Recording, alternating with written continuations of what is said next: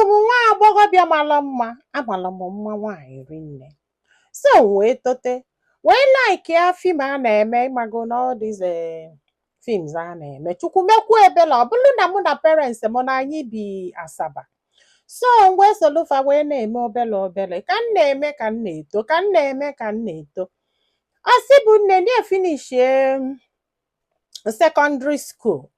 So ndị befe na-asị na ịga adọrọ ya na-asịfa na ya chọkwala ịgafe a n'ime fim na afa biko etu ọbụla o si na edo na fa tinye na skuul.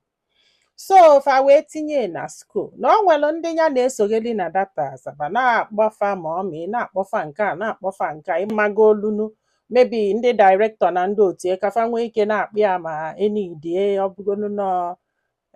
ọkwa pass by ka a na-akpịa ka nwoke ihe nwa na all these small small roles a fa na-enye ya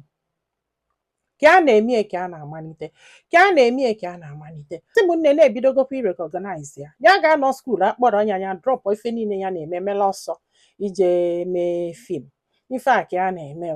na o nwee one big film emelụ na Asaba there. So no nwesi ndị si outside ịmagolo ndị si ma Lagos ma Abuja ịmago all these actors wee ntesigolo isi wee bịa ime that movie. This guy wee fịa tụọrọ ya nyekwuo n'enu kwuo na anọsị na ya afụgo nwunye na o bidogodo n'ịmụ ya njakịrị itichelie ife ime nna ime ibie. Ọsị m nne fana abọ na emegodie ife ọchị ọsị m this guy eminekwe nya emesie ihe anụnwa ibie na bụ okwere ana ọka nọrọ na hotel na-akpụ ya na-akpọpụ na-akpụ ya na-akpọpụ ọsị m fana abụ ebidokwe tọba ọsị na ya ga-anụ ya ya wesị ya na ya chọrọ ime fim ya chọrọ ịgafe ya chọrọ emegide ya akwụsị mba na ya chọrọ ya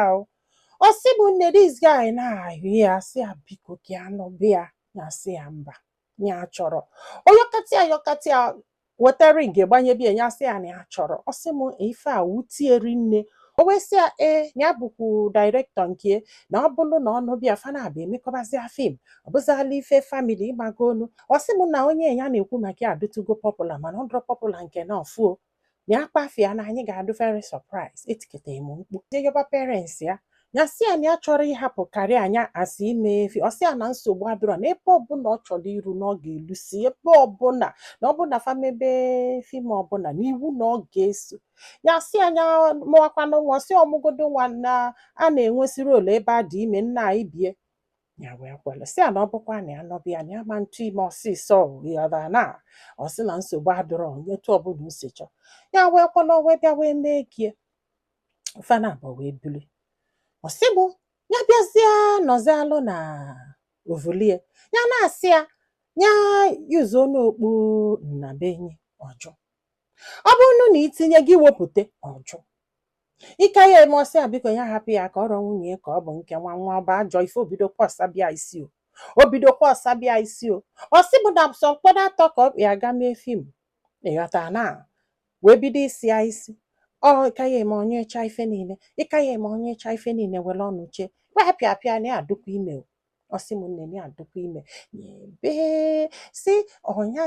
je wepụ nkịta ihe a kedu ife a ga-eme ka a na-ekwu ọgbagoluri ọ bụrụ na o mere ife a purposely o melie purposely like o doli anya ọtụbụ ya ime ọsị m nne n'ọkwa etu this guy ebidokwe o jebezie ije mee fim ma ya kpọ ya je ọ hapụkwa ya ma direct ya nwa niile everything ọ hapụkwa ya even fim nke ekwu ọ hapụkwa ya nya wee bube afọ ime busi ọka ya kwesị anya bube n'nwa kiri fọ na stress nke nwa nwaanyị dị ime o sikwa nke ọ pụọ nke anya wee bube nwa busie nye mmụọ ya ka a mụsịrị nwa yọbakwa ya yọbịa si anya hapụ ife a obere oge kịta ochighi azụ na shepie na ọ karịa ma na ọ mụsịrị nwa bifo wee bịa ka mebezie efe o mebezie ma nwere ife jidelie o mekata ọsị m enye aka na-ekwu ọtụbakwa ya ọzọ ọsị m ka a bụbezile nke abụọ na force this guy keke na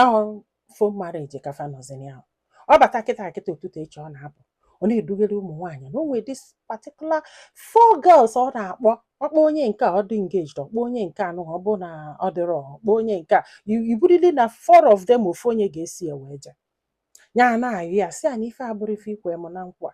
n'ife abụrụ ife ikwe m na nkwa n'imebigokwenụ m n'imego n'ịmagonu ya amụzia nwa shepie niile mmafu niile ya ma kwụrụ ọtọ chenji ekwụrụ ọtọ ga ịmagolo hi God ụnụ ma ihe afọ ime na-eme na mmadụ jidetie wasasị anya ọsị m n'imi wasasị everywhere wasasịa ọsị m ivin nyanwa na-ene onwe ya anya na ya dọrọzi happy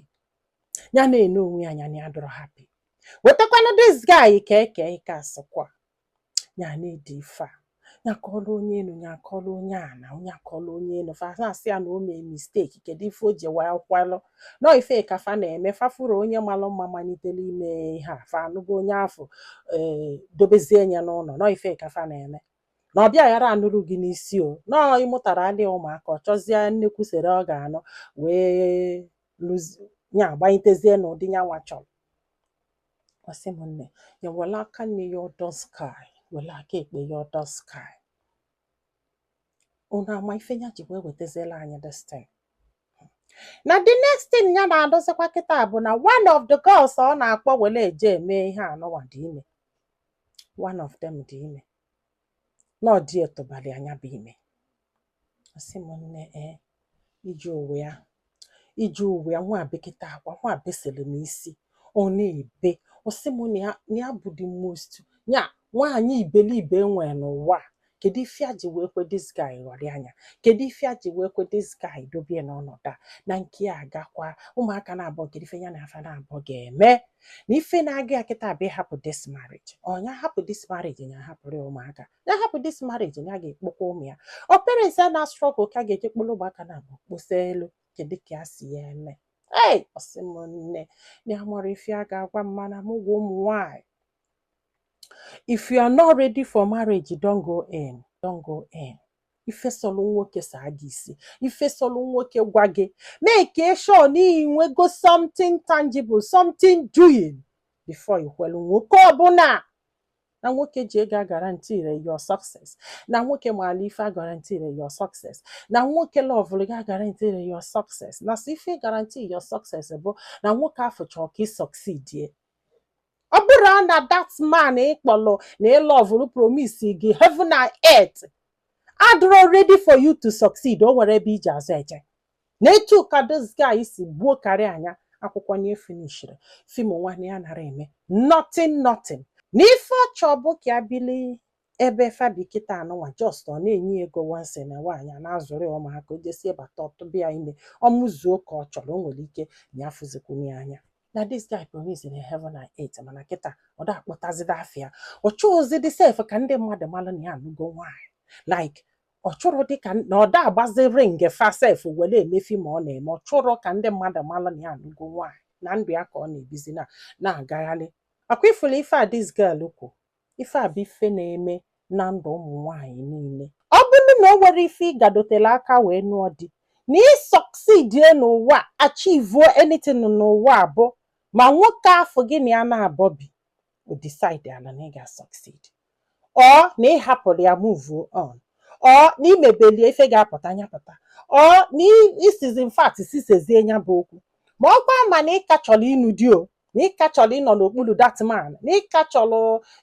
ibi called a married woman and ị chọrọ mkpọta ị chọrọ nna ị chọrọ ibie olesi ma ọ chọrọ ka ị succeed ọnya bụ na ị succeed ọ bụrụ na ọ chọrọ n'ọkwa ọ chọrọ ka ọ ga-edobe gị ọ sị ya nọmba 1 ọ sị ya nọmba 0 ọ sị ya nọmba 5 odobe gị ebe afọ ya most of them bụ destiny kiss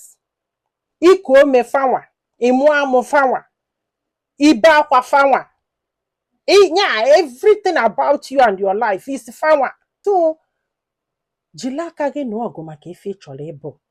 jiri aka gị na ọgụ maka etu isi chọọ ịdụ jiri aka gị na ọgụ maka ịbụ ife ị ga-abụ ọkwa bụ ichebe nwoke olesi m nke chọ ka ị succeed olesi m nke chọ ka akpọọ gị mmadụ olesi m nke ịfụnanya ga-ebupụta gị some of them will actually love you yes I love you truly love you but still you will be in their shadows build yourself first i wee nọlụ school sị na ị na-alụ di make sure you finish that school make sure you finish it onwe ife ị na-amụ make sure o wee kịta nke wetalụ m story ma akọbe story ife ọ na-akọ kịta na di esi anya kwụsị ọlụ na ọ bụrụ na ọ kwụsị ọlụ udo achịa don't worry kwa m ga-ewepụta the story ka unu gee a na-akọ iri akọkata mgbe ụfọdụ fa na-akọ ka ndị egbuweli isi ike gwụrụ nne ịjụọ m nsị gị gwa anya mepeelu gị something or go back to school ịghọta abụgodo unu ga-esebe ka o nwee ife ị ga-asị na ọnya na-ese that you want to go back to school if o promise gị na ị ga-finish that you want something doing if o promise gị before wee nụba gị ọkwa ịghọtago kwunu bidogodo ebe afọ ọjị kwụọ ndị befe meeting ime nwa na depression o ọ bụrụkwa nwanne mmadụ I'm telling you stop crying akwa enwere ebe o duga-eje do something ọkwa ịghọtago nne m ti n'ọnụ n'okwu a ndị be anyị daalụnụ ka ọ dị n'ụbọchị ọzọ